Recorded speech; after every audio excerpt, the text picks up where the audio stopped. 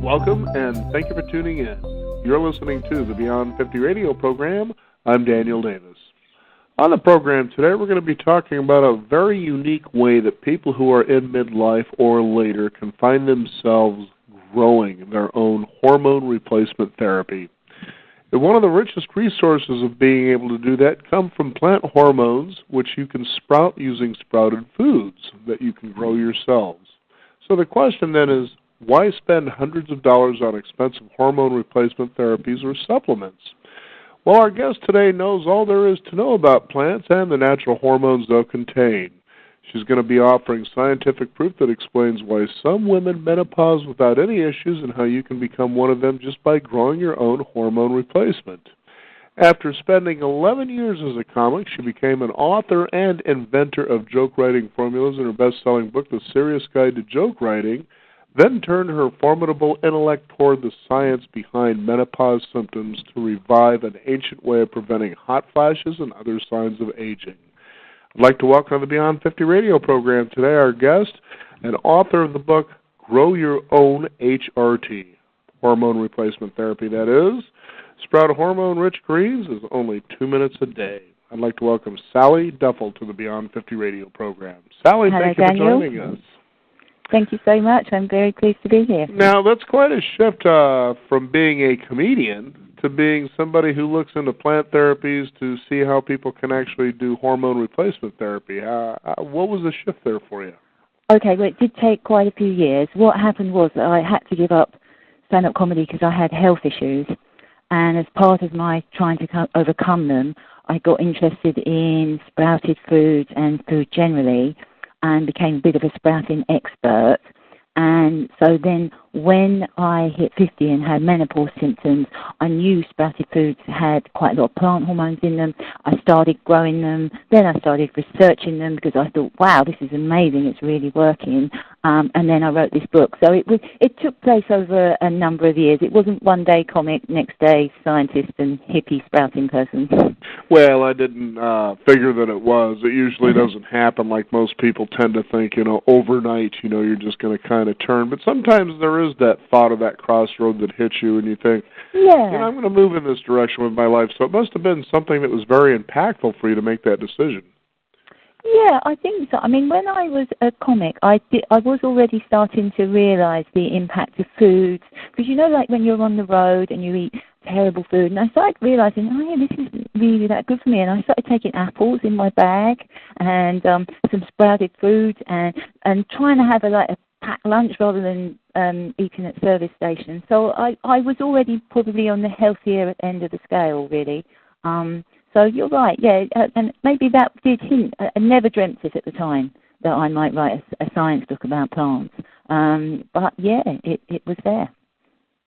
Now, let's go ahead and dive right into this. First of all, what were your thoughts, or what are your thoughts, for instance, about regular, let's say, Western traditional hormone replacement therapies out there?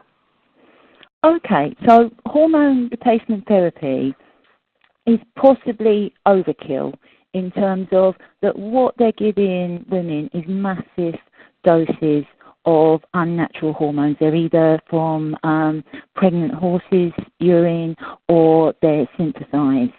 And the evidence for this is that many women who take this get terrible side effects. They get cancer, they get more osteoporosis. Women, I don't know about America, but in England, they're advised to come off it after 10 years and not have it beyond the age of 60 because the risks are just so high. And so what I'm arguing is that there are actually natural ways that we can replace those hormones, and we always used to, and it's just that we don't live that way anymore. Now, why in your research have you found that hormones become depleted in aging? Is this something that's natural, or is that just is it unnatural due to perhaps lifestyle and diet? Okay, no, they do change. We obviously change as we get older, and what happens around menopause, in a very natural menopause, is that the ovaries create different kinds of hormones. The brain tells them to slowly wind down until we stop having menstruation. And then they create a different form of hormones. There's something called estriol, which we create, which is a special older lady hormone, and it goes around the body. It's really great for skin and hair and other parts of ourselves. And that's created by our livers. So it's just different. So we always need our ovaries, we always need hormones. It's just that the body's got a different way of doing it. And I think when we come in with unnatural forms of hormones, that's why the trouble starts. Because we're not meant to have massive amount of estrogen that menstruating women have. So they really need to kind of slow that down instead of increasing it, as we're being told. That's right. When we need to, and also when we're older, interestingly enough, our ovaries create male hormones, testosterone, and they've always been there. And it's from that our fat cells then create some nice estrogen for us. And interestingly enough, the male hormones is what makes some older women have all their vavavoom, and they become strong, and they might start climbing mountains. So in a natural way, some older women have a fantastic time after menopause. But that's if everything's working properly. And as we're probably going to discuss, the modern world is sort of interfering with that. Now, it's interesting because as we read in your book, How to Grow Your Own HRT, in Chapter 2 you describe that there are two ways to menopause, but there's one that people just don't mention. Tell us about that. Okay, well, this was the most amazing discovery that I didn't expect to find when I wrote the book, because the normal view of menopause is that, and you can read this all over the place, is that our ovaries suddenly can't produce enough hormones, and the brain keeps asking them to, and the side effects is menopause symptoms. But what I discovered is that the fertility industry have discovered that in a normal natural menopause, the brain tells the ovaries to slowly wind down. So there's none of this, the ovaries packing up. Healthy ovaries will work all our lives. The brain just tells them to slowly wind down, and it's only if something interferes with our ovarian function that we get menopause symptoms. And natural women, on natural foods, living a natural lifestyle, won't have this. And this is ignored by the HRT industry, by the way. It's only in the fertility industry, and they really know women's bodies because they have to create babies. And you really have to know women's bodies to do that. The HRT industry, it just makes it seem, to say, oh, yeah, the ovaries can't make enough hormones. Oh, well, that means we have to replace them. No, we don't. The ovaries should naturally be making their own. And the first question, if you've got menopause symptoms, is why aren't my ovaries working, and what can I do to get them working again, rather than how can I replace the hormones? How can I get to make my own? Right, gotcha.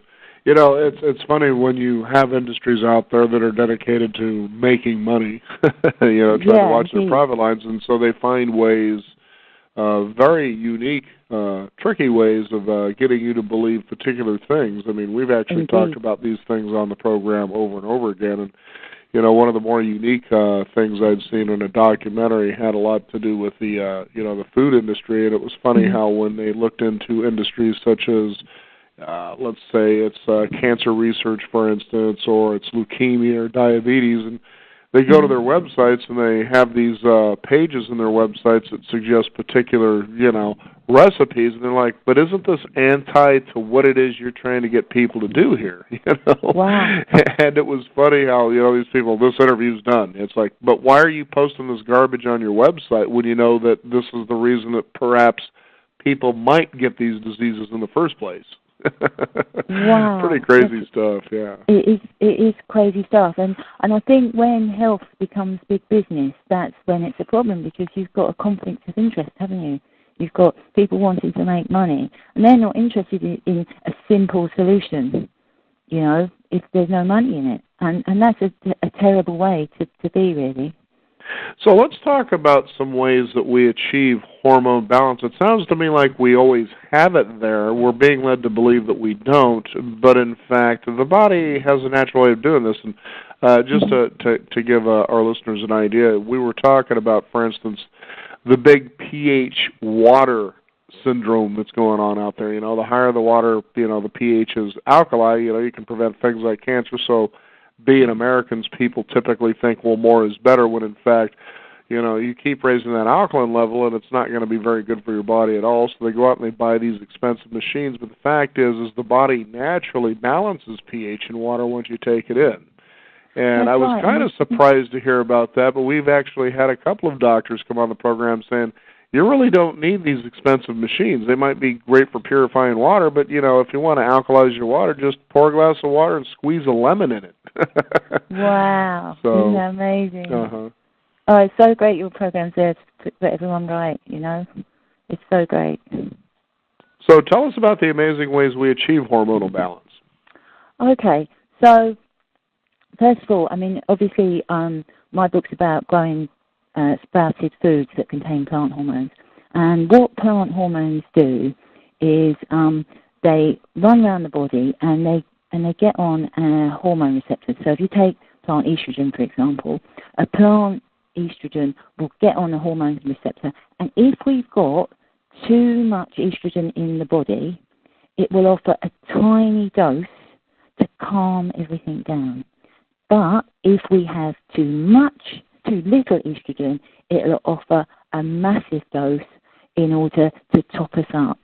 That is one of the most brilliant natural tools for hormonal balance. And it's completely natural, and you're just eating it. And the other really interesting thing is that I'm always talking about plant hormones, but plants don't contain any actual hormones. What they contain are compounds that our gut bacteria convert into hormones. So it's like our guts have their own little hormonal pharmacy, and we can create them ourselves. And I know that you've had programs about gut bacteria, haven't you? And the importance. Oh, absolutely. We've been talking about kefir, kombucha, all of it. And it's funny because we really try to talk to people from a position or share information, that is, where we're not sounding like a bunch of hippies out there scrounging around for mushrooms looking for hallucinogenic ways to be able to describe, hey, you should be doing this. But, just real basic stuff that, has been around for centuries. That's the bottom line. It isn't something that's new that some, guy that decided to drop out of college and grow his hair long discovered while he was, on a crazy trip. But it's stuff that's been around for thousands of years, actually. Hormones have been around for 450 million years. before we were even, and really ancient worms had hormone receptors. So when we were evolving, we evolved side by side with hormones, with plant hormones, and we learned this balance, and our own stomachs were a part of the process. And the other thing is in 2015 it was discovered that we have special plant hormone receptors. So it's not just that the plant hormones are competing with our own estrogen and progesterone. We've got special plant hormone receptors only looking for plant hormones, and that's the ultimate proof that we need them, because there used to be a bit of a debate, do we actually need them? We really do. We've got cells just looking for them, and we mustn't disappoint them, really. So let's go ahead and focus on what you were just talking about gut bacteria converting this into hormones now. What's going on there? What happens in this process? Okay, so let's take red clover, which is a sprouted food. It's also a plant as well. But in there you have a number of compounds. You have, you might have heard of isoflavones, that's a plant estrogen, coumestrol, and you have something called camphorol, which is plant progesterone. And then what happens in our guts, they get kind of fermented, and then in that fermenting process, they get turned into plant hormones. And that is why in some scientific studies, they found that eating plant hormones with, say, some live yogurt or some sauerkraut increases the availability of them, because you're giving yourself more of a chance to do the fermenting. So that's how it happens. Okay, so sprouting. We're growing our own hormone replacement therapy. Let's go ahead and talk about sprouting and how people go about doing it. What kinds of beans or seeds do we sprout? Okay, so first of all, what is sprouting? Sprouting is just growing beans and seeds for a few days to a week. And so with beans such as mung bean, lentils, aduki, you'll literally just soak them overnight, put them in a bag or on your window ledge in a bowl and just water them a couple of times a day until they have a root. And that is your basic bean sprout. With mung beans, you can grow them longer, like Chinese-style chow mein type things. You can do that as well. So that's your beans. And then with the baby plants, what you can do, say with alfalfa, red clover, broccoli, cress, for example, is that you grow them for about a week, still without any soil, until they have a little double leaf and a stalk. And they're basically like a salad green. And the sprouting process, what actually happens is the moment a seed is germinated, there's a massive explosion of vitamins and minerals, and these are to feed the growing plant. And what also happens is that they're broken down into the most simplest forms, which scientists call pre-digestion, in order that the plant can absorb them very easily. And that means when we eat them, we're getting massive amounts of vitamins and minerals in the easy-to-digest form. And that's akin to kind of nature's vitamin pills, really, isn't it? It's a wonderful, wonderful thing, and it's why sprouted foods are some of the densest sources of not just plant hormones, but anti-cancer fighting compounds and sort of trace elements that are often missing from our diets. I mean, they're basically a superfood, which is why scientists have done so many experiments into them. Now, you also talk about in your book how you can diagnose yourself when it comes to the kind of hormones that you need to, build up on. How does a person go about doing that? Okay. Well, what I've got in my book is I've got a list of symptoms and which sprouted foods would be best for you to grow. So if you're menopausal, I say, red clover is definitely the menopausal woman's sprout of choice. But also, mung beans are huge sources of plant estrogen when they're sprouted. And then I look at things like, because it's not just, I know the book's primarily about menopause, but sprouted foods are great against cancer, osteoporosis, heart disease, and dementia. So I look at all the different things and offer different sprouts for you to grow and take to help. It's really a fascinating journey for people to take here. And, as you were saying, it's something that's actually real easy to do. You can do it, in a single day. It was funny because when I first came across hearing about sprouting, was with a guest several years ago. And I began understanding then, okay, so this is why people soak beans overnight. But I remember trying to get an answer to why do you do that? And they said, well, it's mainly because it helps remove the gas so you don't have gas when you eat beans. When in fact the reason you're soaking beans overnight is to cause them to go into a sprouting modality because it removes a particular protectant around the bean, sort of like a light poison, if you will. And this is where it breaks open, and then it finally gives you the nutritional value, which my understanding is sprouting actually increases, your vitamin intake by as much as up to 2,000%. And I thought, wow, that's pretty phenomenal.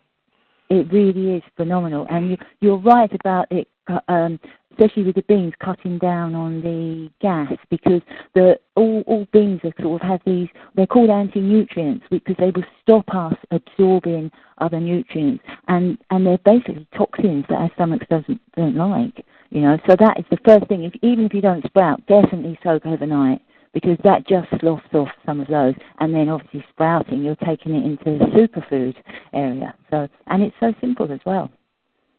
Now, people seem to have what we'd call solution right at their fingertips, which is sprouting. But there is a challenge with that. We always hear about the big bad companies like Monsanto that are out there basically trying to dominate the bean and the seed industry so that these things aren't able to be available.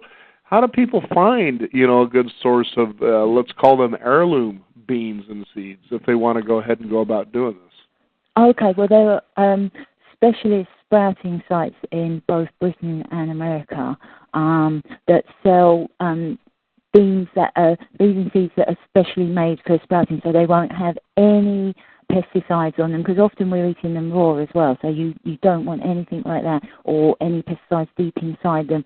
And also they test their batches to make sure that haven't been handled, they haven't got any unnatural bacteria. Because bear in mind, if we're sprouting, we're going to put them in a nice warm environment and we're going to water them.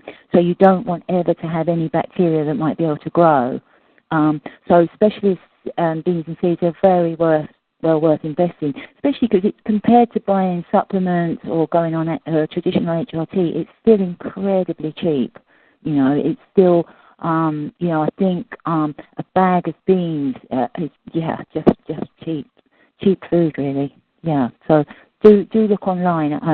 I guess I'm not meant to mention any specific companies, but it'll always say for sprouting, and then you'll know they've been tested and they don't contain any nasties. Well, I know there was one I've been getting emails from for quite a while now. It's called the Nuts Family, I think, and it was from a source that I was given from somebody in Portland, Oregon, who actually wrote a series of books called Kitchen Sink Farming. And boy, I'll tell you, these books are a lot of fun. They're small, and it takes you maybe an hour to read. But what he talks about is really impressive. But he gives a website for different things, such as if you want to do your own kombucha batches, but especially seeds if you want to get good raw seeds, because you can't just simply go to the store hardly anymore, and get seeds, for instance, that will sprout. And I know this because I've tried, and they just don't work. Definitely. And isn't that a lovely concept, kitchen gardening? Because it means that people, even if you don't have a garden, you can still be really connected to your food, and you can have it all there growing in your kitchen. And we have this concept of food miles, food coming from miles and miles. This is food inches, isn't it? You just reach out. And he says even in a single bedroom apartment, you can literally grow all the food you need to have for yourself. Yeah. And there was a man, he died recently, Steve Merovitz, he calls himself Sprout Man, and in the 70s he lived off of sprouts entirely. Wow. And he was famous for doing that in his New York apartment. Yeah, and there is a website if people want to look him up, and his legacy is that I think his sons are called the Sprout Brothers, and they sell all sorts of sprouting equipment, and are carrying on his message. Yeah. Now, Sally, we've talked about women in menopause, certainly, and trying to get that rebalanced and back up so they don't have the kind of menopause symptoms that perhaps, are going to be kind of harsh. But what about for men? I mean, we hear a lot about things like erectile dysfunction, lack of energy, and that usually the finger gets pointed toward, well, your testosterone levels are dropping. What about that situation? Do you know, since I wrote the book, they've discovered plant androgens, and which basically, and testosterone is an androgen, it's just a male hormone, and it's in fenugreek, and you can sprout fenugreek, which is a much healthier way to have it. And I think bodybuilders have been onto this for a while, because there have always been supplements that have claimed to increase testosterone in the bodybuilding world, but there wasn't the evidence, and it's there now. And also it means that because plant testosterone will work like plant estrogen, it can top you up or calm you down, because you obviously don't want too much either. So this is brilliant, and like I said, it's not actually in the book. I suggest in the book it might be going to happen, but it's come out since then. I'm going to put an article up on my website about it. But generally, plant hormones, even plant estrogen and plant progesterone, are very good for men, because there's all these studies into Japanese men who get many fewer hormonal cancers, and so and they're on lots and lots of plant hormones, just like Japanese women who get fewer menopause symptoms, fewer cancers, and less osteoporosis. So plant hormones in men is definitely yes. I don't know about erectile dysfunction though. I didn't come across much. Yes. There was a little bit. I've got a little bit in the book about maybe some flax seeds. Sprouted flax seeds are good, and definitely sprouted fenugreek. It's certainly worth a try, isn't it? Well, and then the bottom line is, how could it be harmful? Well, that's, the wonderful thing about plant hormones is that if you take, you can't take too many, because all the body does is excrete them in the urine. That's a completely natural way. So you can just chomp away. Yeah, it's great. I know I do enjoy my green and fruit smoothie every morning, that's for sure. That's good. Yeah, everyone should have a smoothie every morning. Mm-hmm. But we're going to go ahead and incorporate sprouting into that. Like I said, I think it was the Nuts Family was the name of a website that I have gotten emails, and that's where you can get natural sources of the things we've been talking about here on the program if you want to grow your own hormone replacement therapy. Sally, it's been really great to have you here on the program, and I hope that you do write that article and ship that off to us and see what your findings are so that way we can kind of reach out to the male community as well. And everybody can find themselves, in a position where they're not looking towards supplements or using biosynthetic hormones, things like that. That in the end, you also have to get away from the mindset of more is better. It's about finding balance, but certainly when it comes to plants, as you were just saying, the body is intelligent enough to know what it needs, and whatever it doesn't need, it can get rid of or store, that sort of a thing. So it's pretty hard to find, it's pretty hard to find yourself in a situation of overkill to where it's going to be harmful to your health, such as supplementation. I mean, you get people think, herbal supplements are a great thing, and then they overkill, and boy, they end up getting themselves sick. So this isn't a situation we're talking about. They'd be better off having herbs, know. And I think the only food that people need to be a little bit careful about overdoing is soya, really. Right. Because I think some of the way the Japanese and Eastern cultures use soya is that they, ferment it for 6 months, and it gets rid of any anti-nutrients, and it makes it quite a healthy food. And the kind of soya we have in the West doesn't. It's not. It has a completely different process, and it's not as good for us. And I know that some people say, soy is a health food, but that's the Japanese kind, not the kind we get here or in America. Well, very good. Sally, thanks again for being on the program today. Thank you, and Daniel. How can people find out where they can get their book? Is there a website? My website's called growyourownhrt.com, and you can get the book on Amazon or from Findhorn Press. There's lots of ways to get it. Well, very good. Sally, thank you for being on the Beyond 50 radio program. Thank you so much, Daniel. It's been lovely talking to you. You betcha. We want to thank you, the listeners out there, for tuning in. You can also discover more. Visit us at beyond50radio.com. That is number 50. We do encourage you to sign up for our weekly e-newsletter so that you can stay up to date with what's going on in the world of Beyond 50, as well as our upcoming shows. I'm Daniel Davis. Thank you for joining us. This is the Beyond 50 radio program. And remember, live your day past halfway.